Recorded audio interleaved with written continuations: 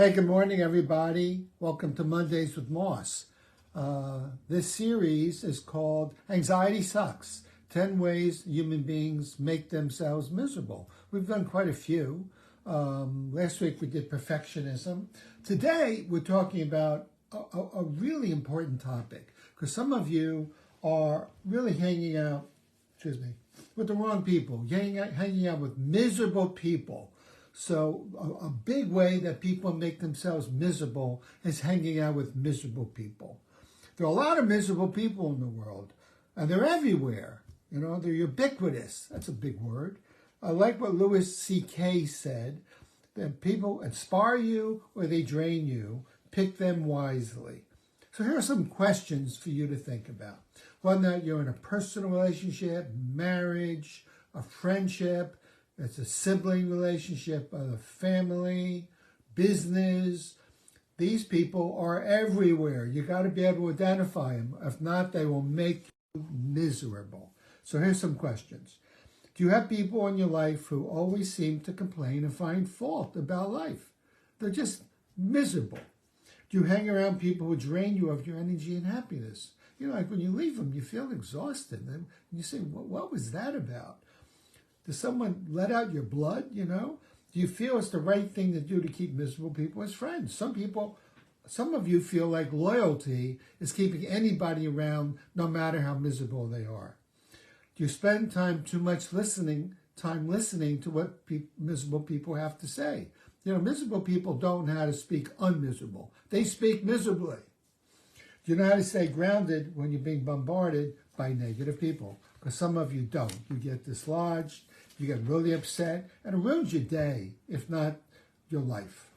So, remember the song by Barbra Streisand, People Need People? Well, people do need people. We need people in our lives to encourage us, to support us, to help us when we're down. We thrive in the company of other people who are thriving and who are pleasant to be with. People want comfort, support, understanding, friendship, particularly when you feel low and you need some encouragement. Human beings are social mammals, and we really do much better in small groups, not necessarily big groups. I'm talking about small groups, 3, 4, 5, having a few really good people in your life. It can feel really scary out there by yourself in that world populated by wolves, so to speak. The key is to find, develop, and keep those relationships that sustain and support you and really limit the destructive impact that negative and miserable people have in your life. Think about the 5 people you're closest to. How would you describe each of them?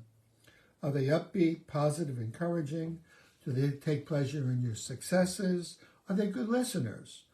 Are they there for you when you're having a tough time? Do they have the courage to confront you when you're wallowing in your own misery and being a negative person? Or are they pessimists and cynics and people who only see the worst in others? Are they jealous of your successes? When you talk and share something with them, do they quickly change the topic and shift the conversation to themselves? Basically, do you feel energized or drained by them? There's a wonderful expression. If you lay down with fleas, you walk away with fleas. So the 5 people in your life who you're closest to have a very, very profound effect on the quality of your life, good or bad. So I have a question.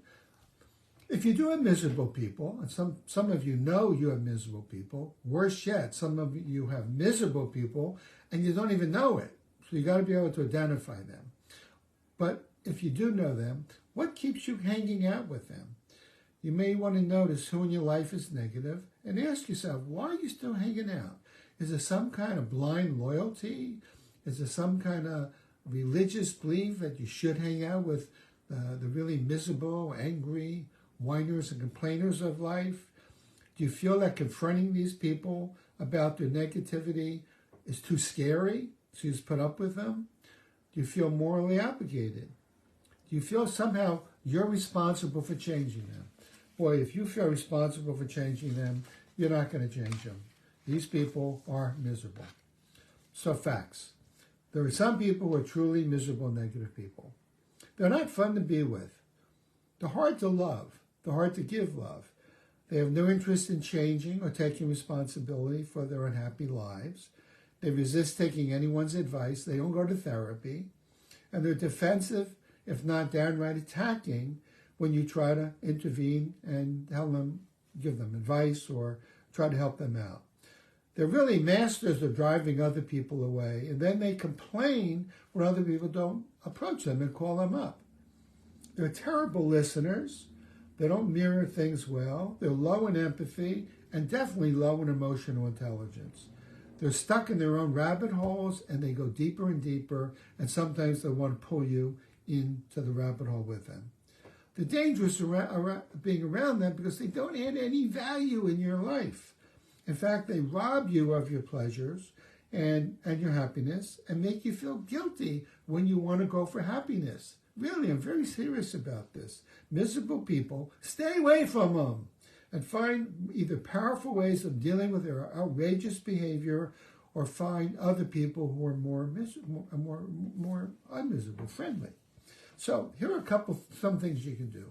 You need to stop doing some things and start doing some things.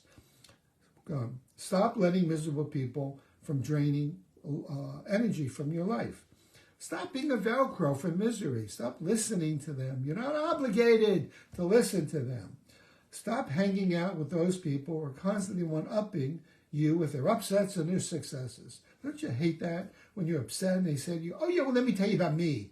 Or if you have a success, they say, oh yeah, well, and then they talk about some success they had. Stop feeling guilty when you choose to stand up for yourself and feel good. They're not going to say thank you for pointing out that I'm a miserable, wretched human being. But you can stand up to them, and I'll tell you how in a minute. Stop trying to fix them or change something that cannot be fixed. They have to choose to fix it. Also, please stop being surprised by their obnoxious behavior. Lower your expectations to zero so you won't be disappointed. Now, here are some things you can do. How about start recognizing the negative people in your life? Who are they? Start asking yourself, why are you hanging out with them? If you don't have a really, really good answer, you may want to just get on that express train and get away. Start to surround yourself with others who make you feel good, happy, and positive. Start learning to disarm. This is an important word. Disarm negative people so they become more tolerable to hang around. Perhaps you might respond to a negative comment with something like this. Hey, I'm wondering if you're intending to put me down, or am I just missing something here? And then be quiet. I'm wondering, are you intending to make me miserable, or am I missing something here? And then shut up and see what they do. Also, you can start practicing dart in and dart out. Dart in, dart out, like a really quick little rabbit. When you're feeling energy waning, step away, recover your stability before stepping back for more. You might even try saying, hey, look, I really value our relationship, but I'm feeling pretty much flooded by all this negativity. I need to take a break to catch my breath, and then we'll continue a little later. Okay, see you later. And then you got to move away, get off the phone or move away. Okay? A third is act like a lifeguard. Have you ever been a lifeguard or have seen a lifeguard in action? Well, he swims up to a drowning person. He doesn't swim up and allow the drowning person to grab him. He punches him in the chest or kicks him in the chest. Let him know, I'm here to take care of you. So a lifeguard knows how to handle a panicky, out of control, drowning person. When you're besieged with a miserable person who's flooding you with negativity and pulling you down and drowning you, try giving them a smack in the head, so to speak, by telling them exactly what you're seeing and is it their intention to be so miserable. Hey, look, I don't know what's going on with you, but for the last 15 minutes, you've been complaining, whining, blaming, and I'm finding your behavior quite miserable. Are you intending to be miserable? Is this the way you really want to be? Is life so terrible for you? And then move away, okay? Kind of like we talked about before with disarm, dart in, dart out. Okay, you could be empathic. You can listen to them and acknowledge, oh gosh, I really hear it. Yeah, you really are feeling, you've had a really tough time. You've been suffering for the last 15 years, 10 years, 5, whatever it is. And I'm really, truly sorry for how unhappy you are. You want to talk about options, or do you want to improve your situation, or do you really, I'm sorry to say this, want to stay stuck complaining and blaming? And ask if they say, I'm not going to change. I have a right to blame and complain. Well, you do, but I would rather give you some options to see that will help you. And if they're not up for that, move away. Don't waste your time. The last one is start to change the topic. You can say, hey, I really feel bad about what happened to you at work today or in the relationship. Is there anything you feel good about? Hey, what do you think about those Eagles? They came back after 2 losses. So those are some ways in which miserable people can affect us quite badly. And the key is recognize the miserable people in your life. Get rid of fleas by stop hanging around them. And you deserve to live a good life. You don't deserve to be stuck with miserable people. All right? Bye. See you next week. Hang out with your friends. Have a good time. Have a drink. See ya.